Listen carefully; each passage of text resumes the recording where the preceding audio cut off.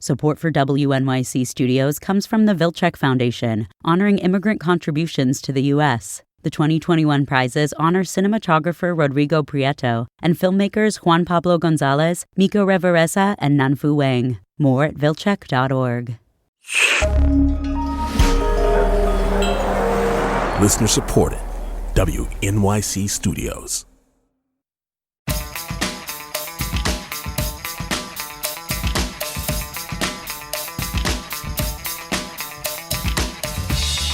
This is All of It. I'm Alison Stewart. The word cult comes from the Latin cultus, which means to cultivate, as we saw with NXIVM.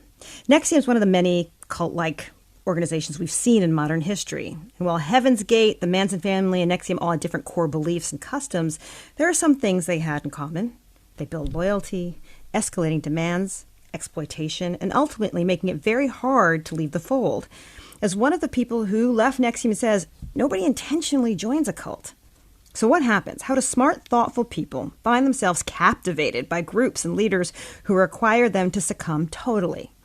Joining us for now to look at some of those commonalities and some of the signs that a group of people is more than just a bunch of like-minded individuals is Mitch Horowitz. He's a historian and alternative spirituality, a writer in residence at the New York Public Library, and author of several books, including Occult America. Mitch, thank you for being with us. Thank you. Good to be here. So what is your definition of cult? People throw the word around a lot, so I want to hear from you as a historian, as someone who studies this. What is a cult?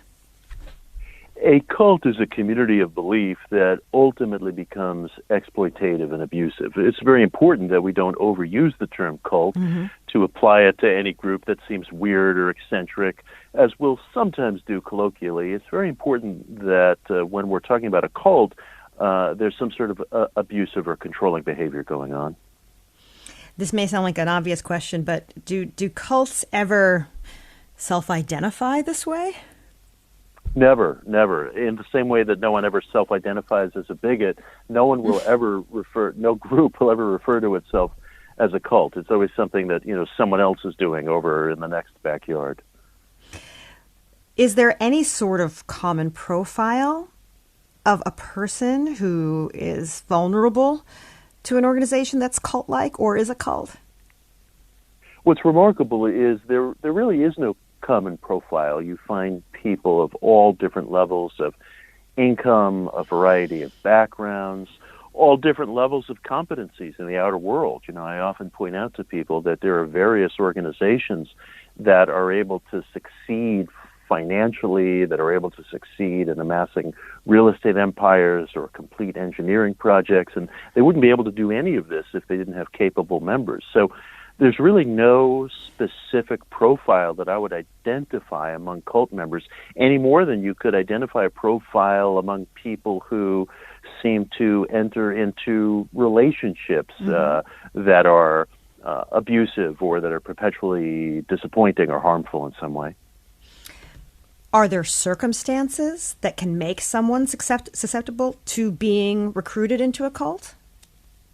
I think the circumstances are the ordinary vulnerabilities that we all pass through life with. People experience crushing disappointments. People reach stages in life, perhaps, where they haven't found their way in terms of their career. They haven't found a relationship they want. Maybe they're in a family situation, but they're unhappy. They feel like they left something behind when they were younger.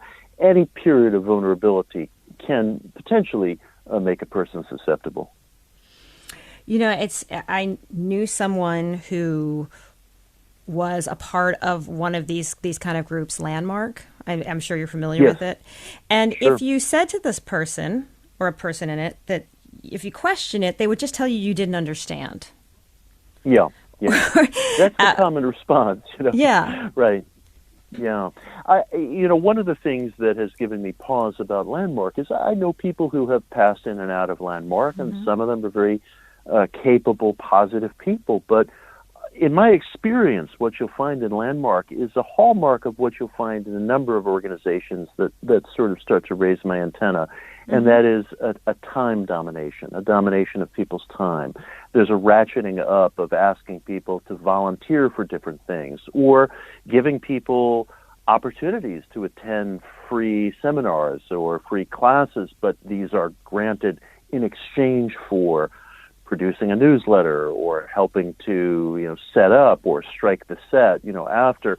And after a while, and sometimes quite subtly, this can become a form of time domination. And that's usually the entry gate to some sort of abusive behavior. It doesn't start out with financial or sexual abuse or with isolation. Usually when people get into some sort of organizational setting that becomes detrimental, it starts with what I would call time domination. That's the beginning process of isolation.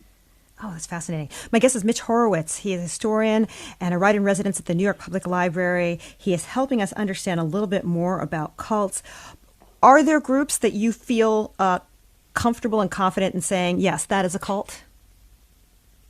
Well, there's any number of groups that I think cross over into that behavior. There are new religious movements, for example, like Mormonism, which I wouldn't call a cult. I mean, there are practices within the Mormon Church that I disapprove of.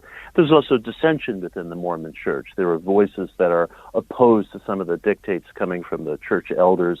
Those voices are often silenced institutionally, but I don't think that church, while it has practices I disapprove of, crosses over into something cult-like.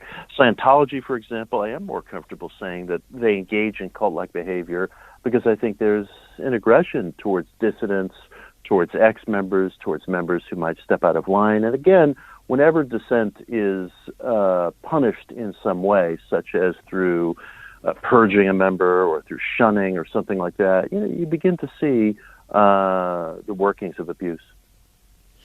What was your take on NXIVM? Well, NXIVM is a sad and all too typical story. As your guests were alluding, many of the members of NXIVM were themselves capable people, highly functioning people. And although the organization was supposed to be one of female empowerment, the leader of the organization was a male and created a situation where his female members and collaborators were made to feel very diminished. You find that not infrequently in cult-like settings. People often noted that Jim Jones was able to attract a vast number of African-American congregants, and that was true. I'm speaking of the figure who led his congregation into mass homicide, suicide in the jungles of Guyana.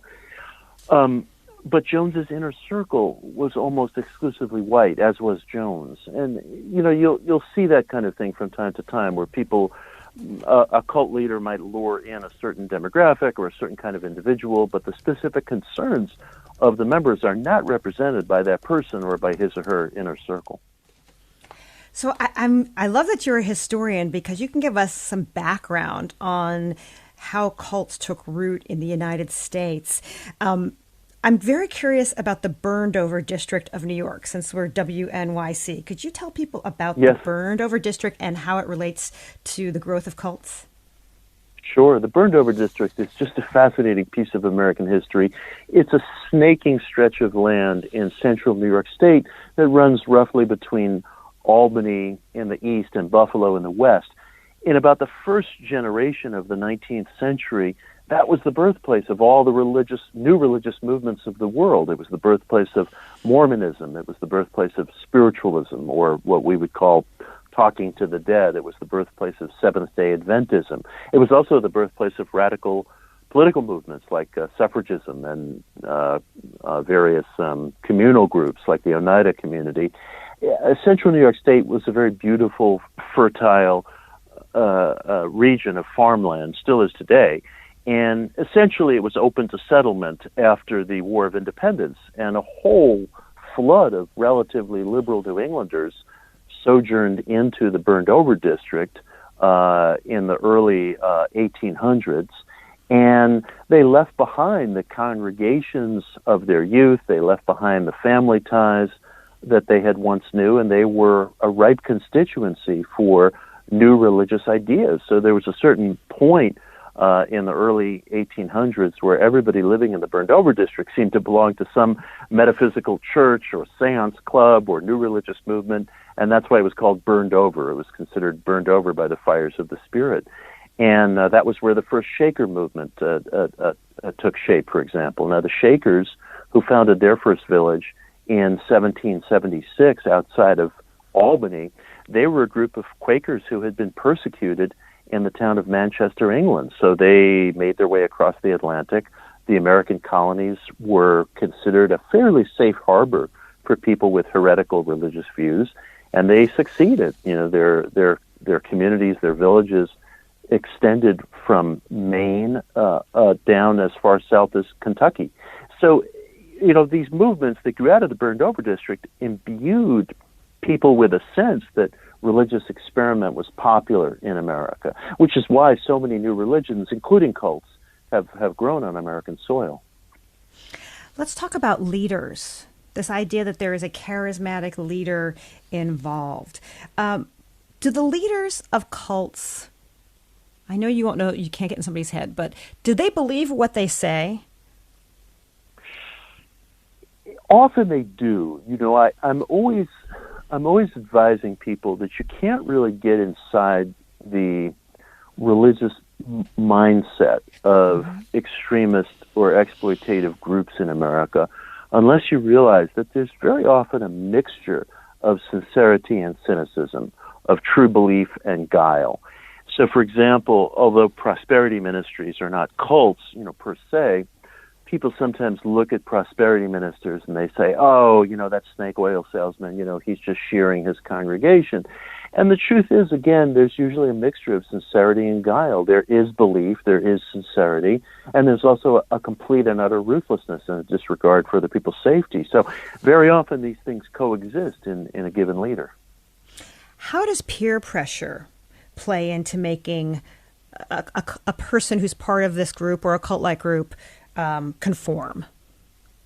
Peer pressure is one of the subtlest and most pernicious aspects of controlling behavior that you'll find within a cult and within some groups that are not cults, but that I think don't always behave with an appropriate degree of respect towards the privacy of the individual. If, for example, you are invited to a weekend seminar, you might find an atmosphere in which you are required to participate in what might seem like group therapy sessions, or what we used to call encounter group. Mm-hmm. And if you are not being appropriately disclosing, if you are not sharing intimacies with the group, you might find yourself told that you're perpetuating the very defense mechanisms that you came there to break down, and you're preventing other people from having a full and complete experience, that everything depends upon everybody sharing, everybody participating in the intimacies of the group. And so you're made to feel as if you're kind of ruining it for everybody else, being a bad sport, not really allowing yourself the vulnerability that will help strip down defenses. And sooner or later, that kind of pressure can become quite intense. And it's very subtle at first, because we all give into peer pressure in one way or another. What are some questions you should ask someone in your life that you care about or you love, who you suspect might be involved in a cult-like organization?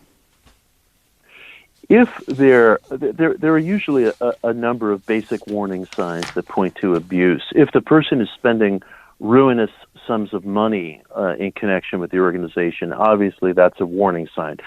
A given group is entitled to charge dues and pay its bills and so on, but I do get concerned when I see a very steep financial commitment. I get especially concerned when I see an unusually steep time commitment. I mean, sometimes, we hear about cult members being isolated from family members, from friends. The way that isolation begins is usually through an excess of activity. It's usually through an excess of requests. Will you help us produce this newsletter? Will you, set up chairs before and after the meeting? And that turns into 5 nights a week. And when you start to see people volunteering, so-called, for activities or being pressed for their time, that's usually a big the sign beginnings of isolation. Yeah, it's a very big sign. Yeah.